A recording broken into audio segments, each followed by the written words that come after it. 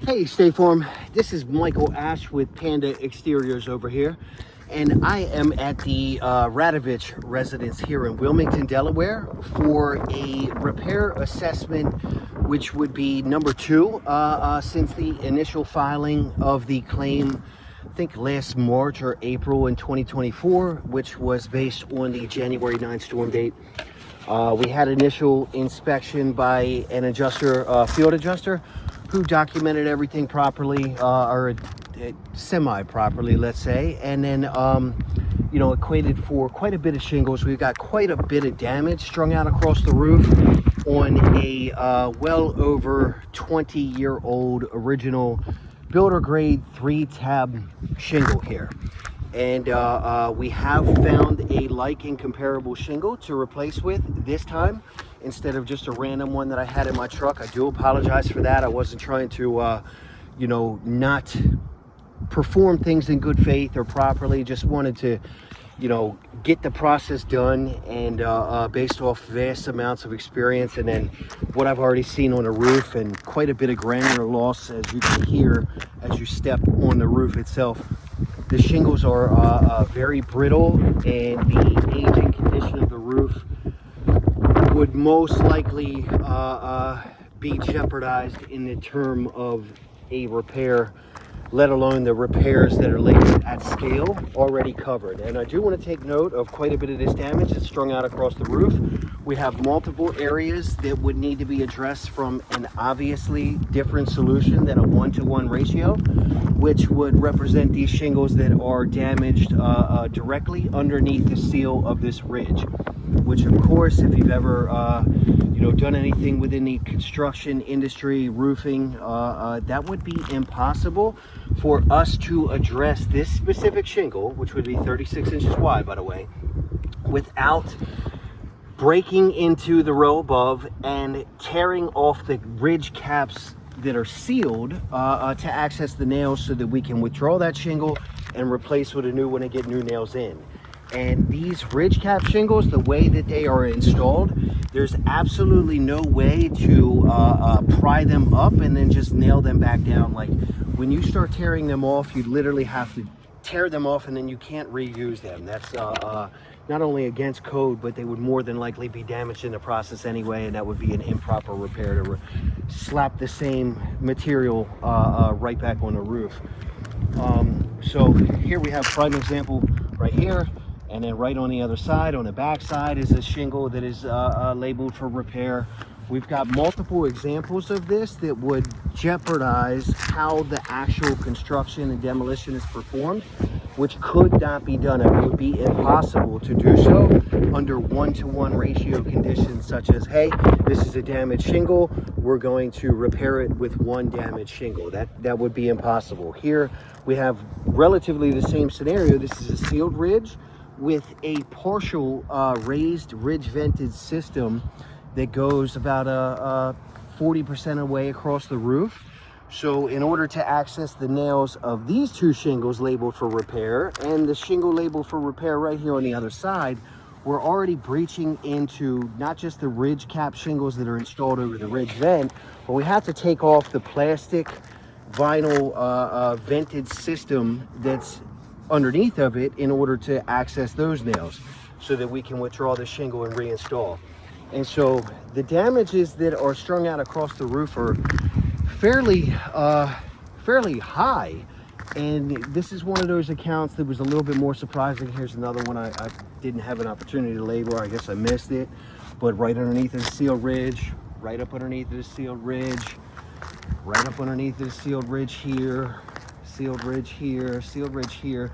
To address these 1, 2, 3, 4 shingles, 5 shingles right here, this would essentially be tearing off a massive portion of just this ridge vent, just this ridge alone, in order to do the job properly. And that would be impossible not to, one, create more damage, but also be a lot different than the 1-to-1 ratio that we're equating for. Over here inside of these valleys, we have multiple shingles that would have to be addressed that are tied in with a underwoven valley. And there would be no way to repair those one for one, because not just based on access, but also reinstall of a proper repair, we have to get up underneath of this overlaid portion of the valley, which ties into the opposite slope. There's no way to do that properly by just addressing one shingle for repair. Like, that's impossible. There's absolutely no way. And in here we have a large section of the roof that was ripped off, and actually on a neighbor's camera across the street from exactly January 9th of last year, homeowner knew it. You know, she expressed this same when I came to the entire process here. And yet when we had our field adjustment, the adjuster who looked at this equated it as a newer or past damage or something like that, and didn't even put it in the file for repair. And that's sad, because this is a large section directly up underneath of a sealed ridge, just like the one on the opposite side, that would literally have to be addressed. I mean, water can get in the home through these seams. Prime example over here, we had a impact from a tree on the same date of January 9th. One of these tree branches from many of these trees, who knows which one, had flown and impacted the roof right here, impacted a specific shingle, busted a hole, not just into the shingle, but into the decking itself, which was allowing water to get in to a very small interior closet that is in a back bedroom or bathroom of the first story here. So that was assessed, not equated for in terms of interior damage. That's fine. But at the end of the day, we had to tarp this. And so that's also going to put +5 added to the damage count for repair. And that is not an egregious tarp by any way, shape, or form, by the way. I think it's, you know, 2 by 3, if that. In late November, just before the Christmas season, Christine had called me, and this is all while we're going through this process of trying to get a valid determination and proper solution here on this roof. She called me to let me know that water was coming into her window side over here, but it was coming in through the roof.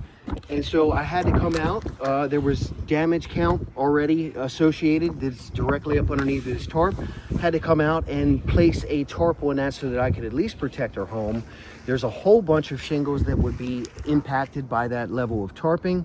But at the end of the day, it was a must, it was a necessary, and it is the duty and due diligence of the homeowner to want to protect the home from incurring any more damages. So just wanted to show a basic overlay here. It does look like we have a little bit of new damage.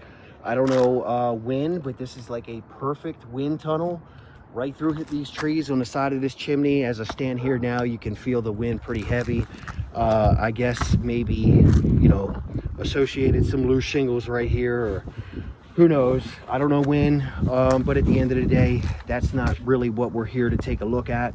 We're here to take a look at the damage that has already been assessed and to perform a repair up to State Farm standards using the proper tools and methods, trying to be as delicate and careful as possible in the right conditions with the proper comparable shingle in order to appease and make sure that we're doing things all in good faith, and that hopefully we can get this reviewed and re-looked at with a little bit more, I guess, discerning and favorable eyes, so that Miss Christine, who's been, you know, paying State Farm for insurance for many years and never filed a claim, can actually get a proper solution on her roof, which, by the way, is relatively small. I think it's 16 squares with waste. That total cost for the roof would most likely be somewhere between $11,000 and $13,000. That is not a lot. That is not a lot. And I think the best course here, I've already said it before, but I want to demonstrate up to the proper standards. I think the best course here, with this amount of damage that's strung out across the roof in so many different ways, would be to replace the roof in full and completely remove any future liability from, you know, areas that are not necessarily impacted now. Potentially a repair of this magnitude could impact them in the future. And then what? She's supposed to call back next year, or the next gust of wind for another 1, 2, 4, 6, or 18 shingles to then be labeled for repair once again directly up underneath of her deductible, and leaving her in the same position over and over and over again, and turning the home into a checkerboard like pattern, because we don't have access to this specific shingle. This is not a shingle that is made or manufactured anymore. However, there are comparable options in terms of like color. I wouldn't necessarily say compatible. Same dimension, size, durability, thickness, warranty, all those kinds of things, nailing strips, tar bonds, all those things also have to line up. This is a 36-inch shingle. Tabs are spaced at the same level, and it is just a few shades off from this specific version right here. Would be comparable. I know that from many different instances with RLS, where we are giving shingles to repair with that don't even look right or comparable whatsoever, but we were told by State Farm to do so. So this will do and suffice for all our efforts here in good faith, and I'm going to document that process. As you can see, this is a shingle labeled for repair. I have the proper tool and method of the roof snake. I'm going to try my best not to lift that shingle in any way, shape, or form over this edge here of the roof snake, which is at a 45-degree angle, by the way. I think sometimes when we are documenting the process, we're held to a little bit unrealistic standards, but at the end of the day, I want to make sure that we're doing this right so that we can get the proper documentation and the proper results here, right? Proper end solution. So I'm going to stop this video, cut it short so it's not this long, and pick back up here in a second. We're going to start the process of repair. I'll be putting the camera in a very easy, viewable position and documenting each stage of the process. And if I see anything during the process, then I'm going to pick the camera up and show you step by step. That way I'm not going to continue the process when there is obvious things that need to be looked at and concerning, where continuing the process would just create unnecessary damages that would affect the homeowner negatively. So let's get that started. I'm going to put the camera down, kick things back off, and I will be repairing this specific shingle right here. Thanks.